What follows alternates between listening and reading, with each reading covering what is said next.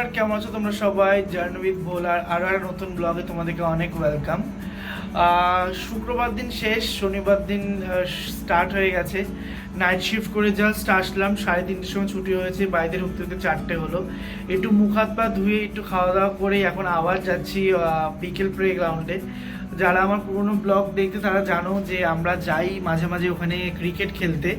ওখানে ক্রিকেটের সাথে সাথে ফুটবল বলো, দাবা বলো, দেন ব্যাডমিন্টন বলো, ওখানে প্রচুর পরিমাণে ইনডোর গেমস, আউটডোর গেমস এগুলো খেলা হয়। একটা ছোট একটা জায়গা আছে, তার ভেতরে অনেক ওরা খোপ খোপ করে নিয়েছে, তার মধ্যে ওরা নেট লাগিয়ে এইসব যে ইনডোর আউটডোর গেমসগুলো হয় ওরা ভাড়া দেয় একটা। তো যারা আমরা আগের ব্লগ দেখেছো তারা জানো যে ওখানে অ্যাটমসফিয়ার বলো, ওখানে ফ্যাসিলিটিস বলো কীরকম হয়। তো আজকে যখন আবার যাচ্ছি আমি ভাবলাম যে আমার এই ছোট্ট পরিবারে যারা নতুন সদস্য, যারা জানে না বিকেল প্লেগ্রাউন্ডের সম্পর্কে, তাদেরকে একটু ঘুরিয়ে নিয়ে আসি। চলো দেখা হচ্ছে বিকেল প্লেগ্রাউন্ডে। তো ব্লগটা এখান থেকে শুরু করছি, আশা করছি খুব ভালো লাগবে।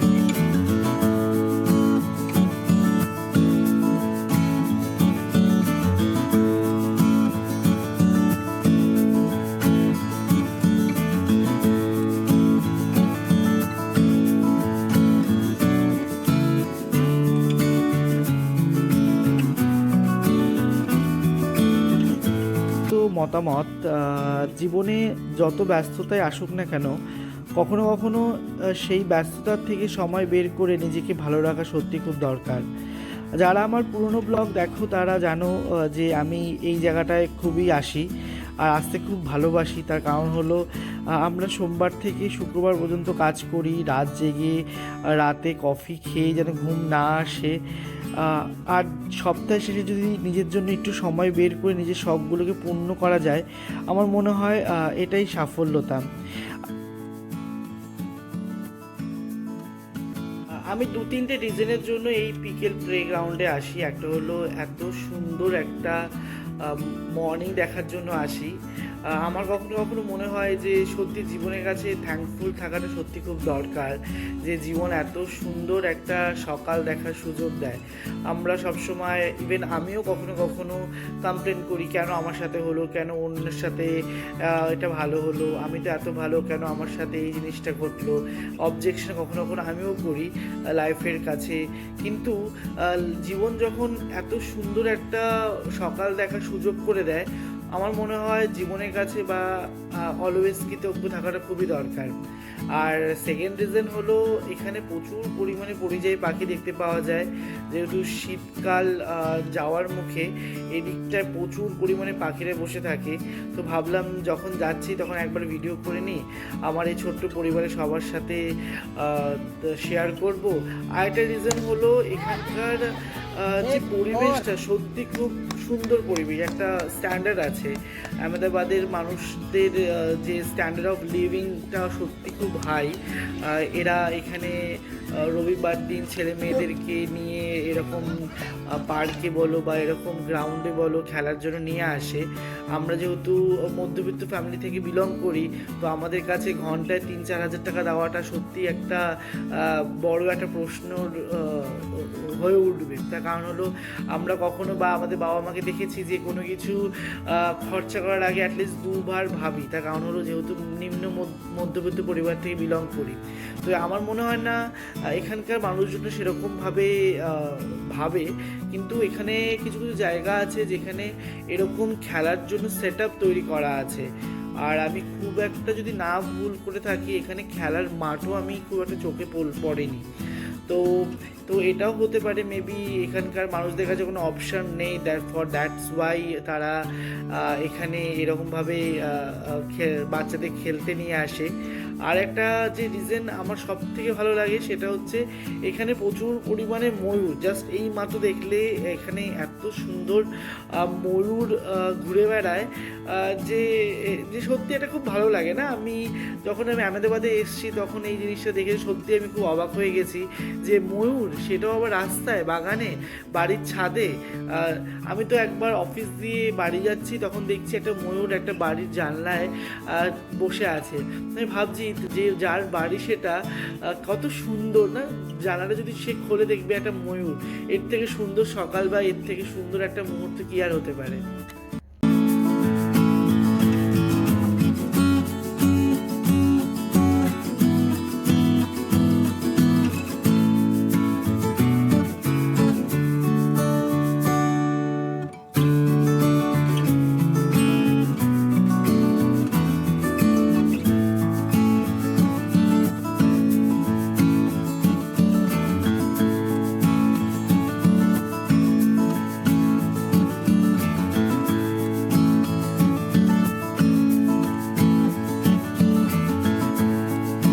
বল। আচ্ছা কি বানানো হয় সুমি? আজকে হবে চিকেন। চিকেন, এই যে চিকেন ক্লোজে দেখাও। আর চিকেন, আলু কাটা হয়েছে, আর এটা মশলা রয়েছে, আদা রসুন কাঁচা লঙ্কা বাটা, বাহ, টমেটো কাটা, পেঁয়াজ। এটা কত কিলো কেজি চিকেন এটা? এটা 1 কেজির কাছাকাছি রয়েছে। ওকে, এটা কোথা থেকে অর্ডার করেছিস? এটা ব্লিঙ্কিট থেকে অর্ডার করেছি। বাহ, দেখুন ব্লিঙ্কিট থেকে যদি অর্ডার করেন তাহলে এরকম ধরনের চিকেন পাবেন, ফ্রেশই আছে। একদম ফ্রেশ আর একদম মানে সলিড পিস, খুবই কম, খুব সুন্দর পিস। এগুলো মানে রান্না করলে খুব দারুণ রান্না হবে, একদম প্রপার কারি কাট। ও বাহ, গরম গরম। এটা কি সর্ষের তেল? সাথে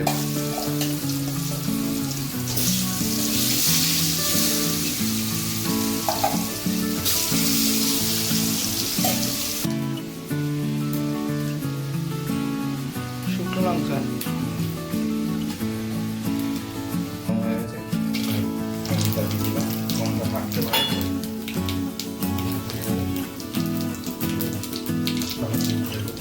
হয়ে গেছে পেঁয়াজ।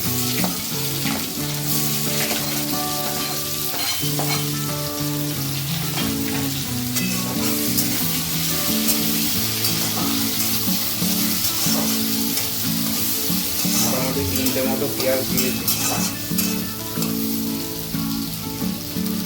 এইখানে একটা কুকিং টিপস আছে, সেটা হচ্ছে পেঁয়াজ ভাজার সময় যদি আমরা নুনটা দিয়ে দিই তাহলে পেঁয়াজটা তাড়াতাড়ি ক্যারামেলাইজ হয়ে যায় আর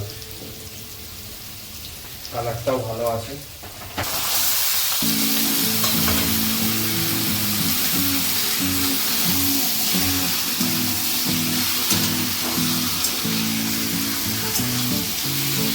ম্যারিনেট করি, ঠিক আছে? তো আমরা একটু চিকেনটা পেঁয়াজের সাথে ভাজবো, তাই জন্য একটু নুন দিয়ে দিচ্ছি।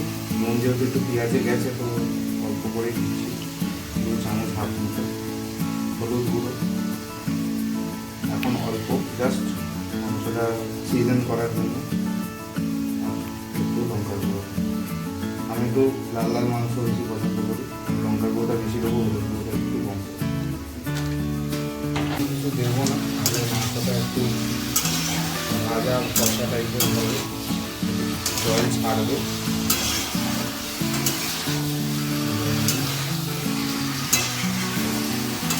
মাংসটা দারুণ কাজ করেছে, মানে তো ভালো কেটেছে পিসগুলো। ব্লিঙ্কিট থেকে অর্ডার করেছে। দোকানে গেলে এত ভালো আমি ড্যাম শিওর পাবো। ঝাল ঝাল ঝাল ঝাল হবে, এতটা দিচ্ছি দরকার হলে। আসবে সেই ম্যাজিক্যাল স্মেলটা, এটার জন্য সব বাঙালিরা পাগল হয়ে থাকে রোববারের জন্য।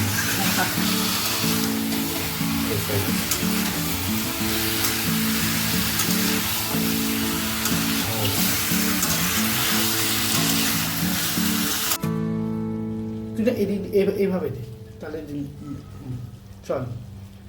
এবার অ্যাড করে দিচ্ছি টমেটো।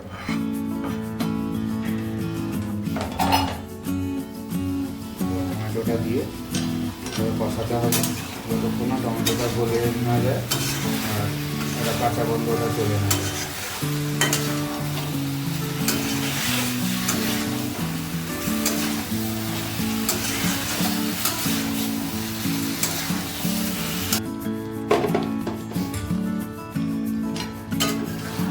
সাউন্ড কম আসতো বেরিয়ে হয়তো বা দাও দেখে দেখে বলবো।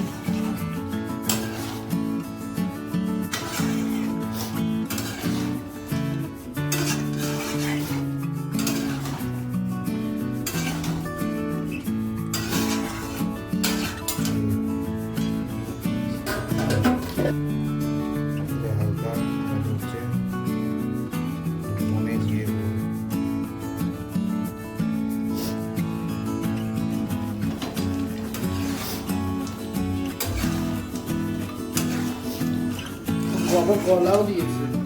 হ্যাঁ, সব দিয়েছে।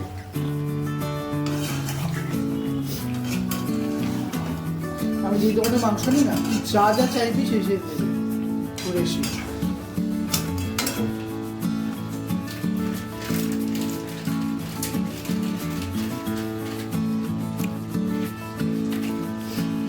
কি আবার একটু চলে যাচ্ছে মিট মশলা।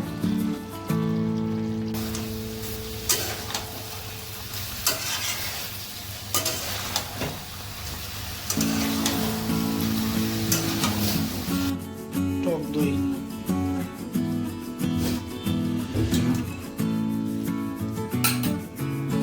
কারণ টমেটো গেছে, তাই ব্যাপারটা বেশি টক টক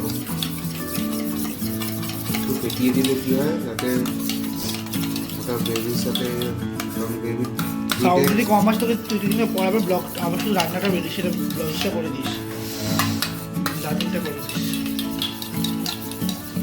ঢেলে না দিলে গ্রেভিতে পরে ওটা একটা ক্লামজি হয়ে যায়।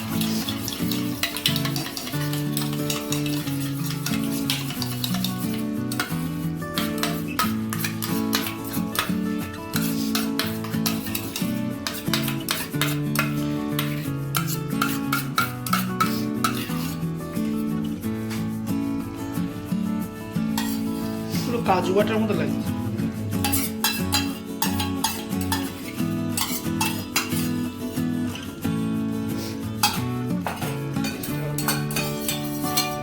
তো কোথাও কোথায় কোথাও সেটেল হওয়ার প্ল্যান আছে না নাই? অপশন প্ল্যান কি করবো,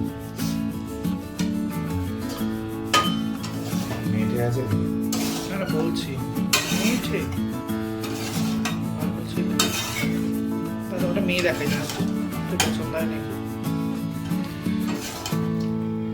মৌমিতা বলে ব্রাহ্মণ। মশলাটা দেব না, একটু কম লাগে।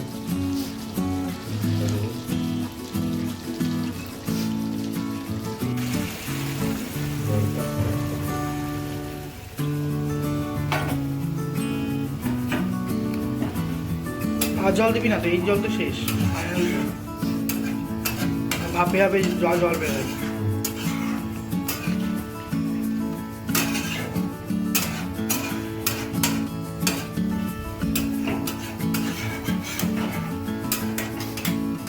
এটা ভালো করে পাকিয়ে দিতে হবে মশলাগুলো, মিশে যায়।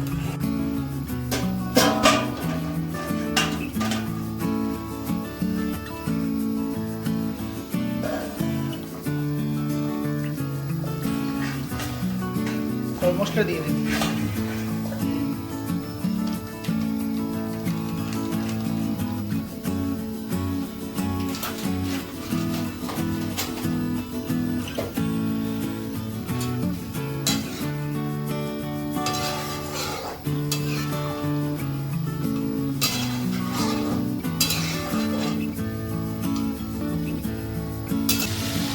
আর এদিকে এখন কড়াইয়ের মধ্যে আমরা ভেজে নিচ্ছি হলো মটরশুঁটি, তো দারচিনি, লবঙ্গ, এলাচ দিয়ে গরম ভাতের সাথে ঘি দিয়ে এটা এখন মিশিয়ে নেবো। এটা মটর ভাত করছি যেহেতু কষা মাংস হয়েছে, তার সাথে একটু মটরও ছিল, তো আমরা ঠিক করলাম একটু মটর ভাত করে নিই। তো লাস্টে দিয়ে দেবো একটু চিনি আর হলো একটু গরম মশলা। তো এটা ফার্স্ট টাইম আমি মটর ভাতটা বানালাম, সত্যি খুব ভালো লাগলো। আর ওদিকে সুমিত বানিয়ে নিয়েছে চিকেনটা তো গন্ধটা অসাধারণ এসছে। তো না খেয়ে এটা বোঝা যাচ্ছে চিকেনটা কতটা পরিমাণে টেস্টি হবে। তো এটা আমার ফার্স্ট টাইম মটর ভাত বানানো। যদি কোনো কিছু ভুল হয়ে থাকে তো আমাকে নিশ্চয়ই কমেন্টে জানাবে। এটা হলো আমার প্লেট, এখানে আছে হলো লেগ পিস আর এক বাটি চিকেন আর ছাঁচ রয়েছে ধনেপাতা দিয়ে, আর এই মটর ভাত সাথে রয়েছে পেঁয়াজ আর লঙ্কা আর শসা। তো চলো খেয়ে নিই আজকে। যদি এই ভিডিওটা ভালো লাগে তো নিশ্চয়ই লাইক করো, যদি তোমাদের মন কিছু হয় তাহলে নিশ্চয়ই তোমাদের ভ্যালুয়েবল ফিডব্যাকটা বা কমেন্টটা করো, আর তোমাদের বন্ধুবান্ধবের সাথে শেয়ার করো। দেখা হচ্ছে খুব শীঘ্রই অন্য একটা ব্লগে। ভালো থেকো।